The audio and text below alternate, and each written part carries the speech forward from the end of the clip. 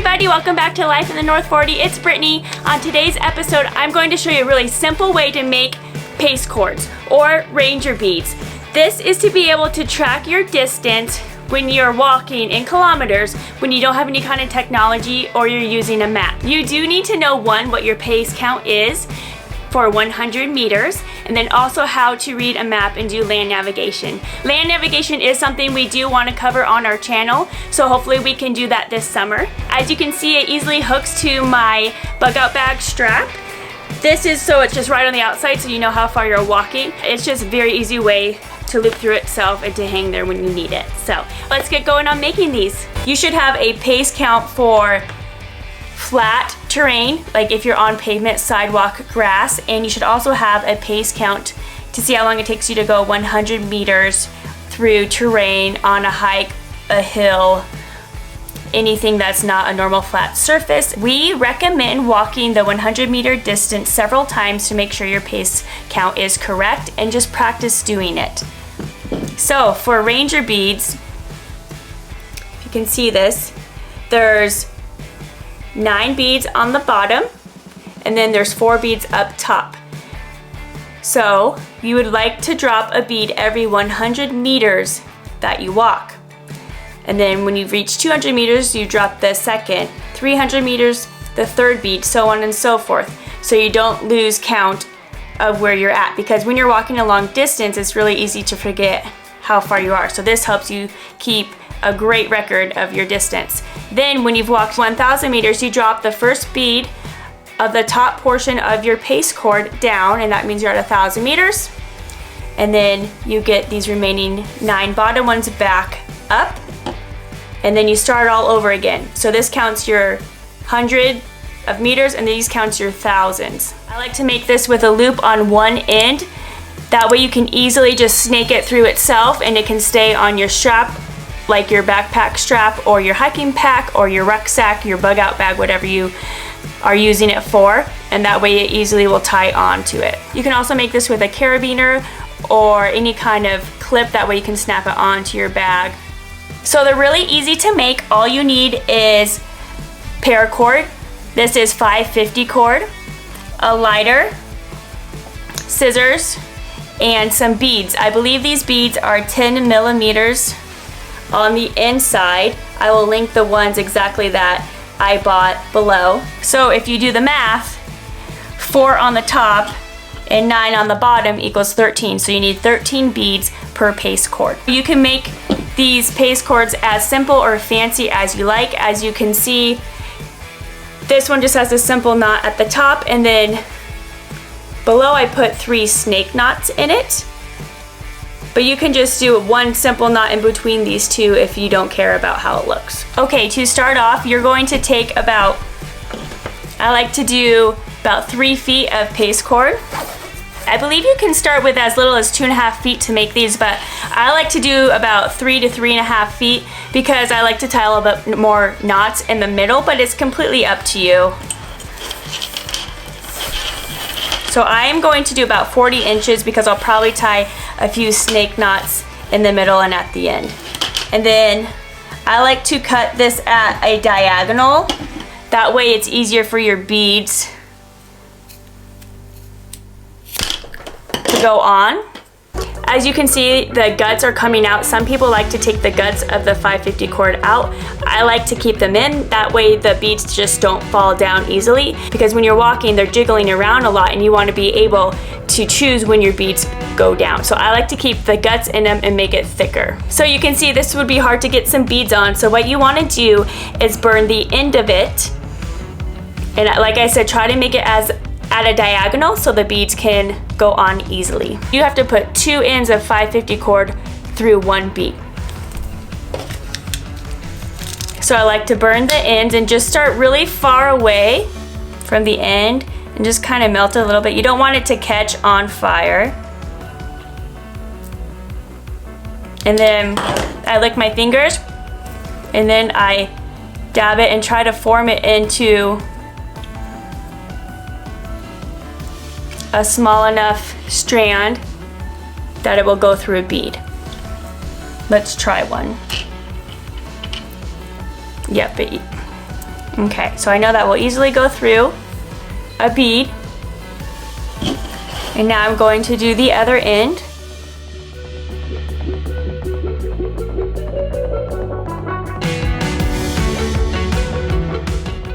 Sometimes this is the most time-consuming part of the whole entire process. But if you don't do this, you'll struggle later on trying to make these. Once your ends are burnt, fold your string in half. You make your top bite loop big enough so you can pull the beads at least through itself so you can attach it to your backpack if needed. And I just do a simple knot here. Just loop it around itself. This is the top, so I'm gonna put 4 beads right here.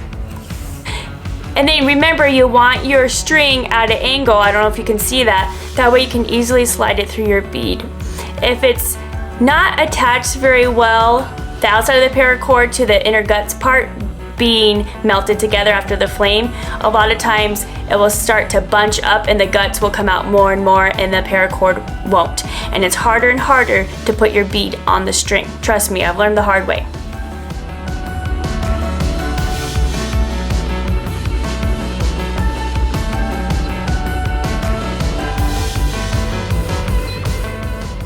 If you have one end of your paracord larger, put that strand through first. We're gonna put 4 up top. So if you don't want to, I won't say struggle, because once you get the hang of it, it's pretty easy, but if you don't want to work hard to get your beads onto your cord, then you can take the guts out. Your beads should stay with the guts out. I just like it thicker. Okay, now that we have 4 beads there, I measure about 1.5 times the length of these 4 beads. So that's about 2 fingers. So I like to do 2 fingers, 2 fingers. So I want my knot to be about right here. So 1.5 times, and then like 1 more finger, where I want my top knot to be. So I'm just gonna do a simple loop knot again. Just pull both strands through.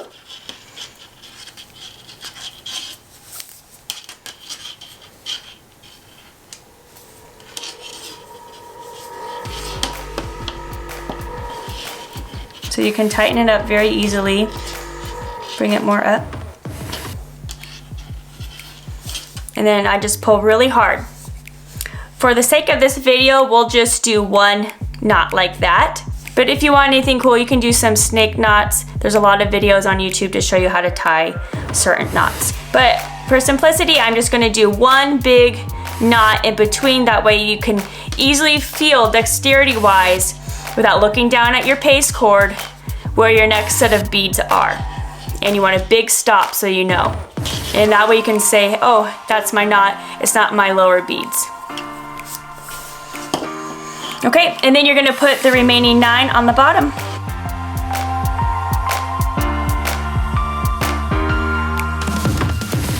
So we're on our last bead. As you can see, this was a really simple process. It's easy to bust out a lot of these in a short amount of time. I made some for my husband's friends the other day, and honestly, I was just sitting in front of the TV and I made 13 of them really quickly. Like we did on the top, we want about 1.5 lengths until we tie our bottom knot to bring down the cords. That way it makes it easy for your dexterity to know that you're moving them down and there's a hard stop. So I'm just gonna tie a simple knot, loop knot again, and then probably a square knot to tie it off. So that's about my 4 fingers, and then 2 more. So yep, probably right about here.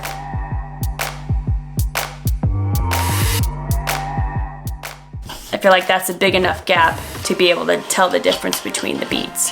So I'm gonna just tie even 1 more simple knot to tie it off.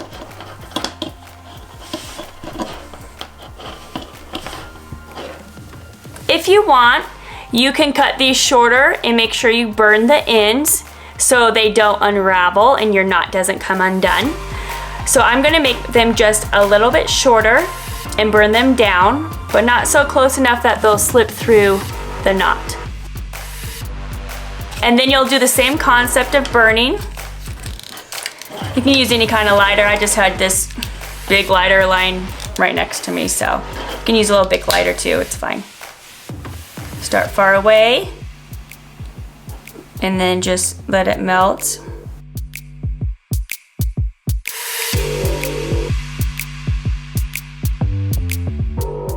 And make sure the green part of the paracord is adhering to the innards. Wet fingers and just kind of tap and form it. And there you go. Now if you really want to get this knot undone, you can, but it's not just going to slip off. And like I said, there's many different kinds of knots out there, maybe even better than this for this.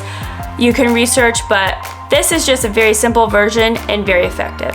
So like I said, practice your pace count. You want to practice on flat land, and then you also want to practice on some with terrain and elevation. So make sure you do it frequently enough to get a good repetitive number of what it is. So you only want to count your left foot. So if you're walking, you're going to go right, left, and it's going to be 1, 2, 3 paces. Not 1, 2, 3. Every other one you count. So 1, 2, just like if you're in the army. You're left, right. Okay? And yes, I learned that from Rick.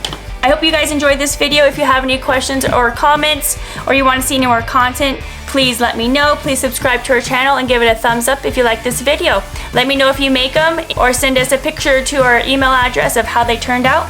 Or you can even tag us on Instagram at lifeinthenorth40. And there you have it. Range your pace cord. Thanks for tuning in, you guys. We'll see you next week.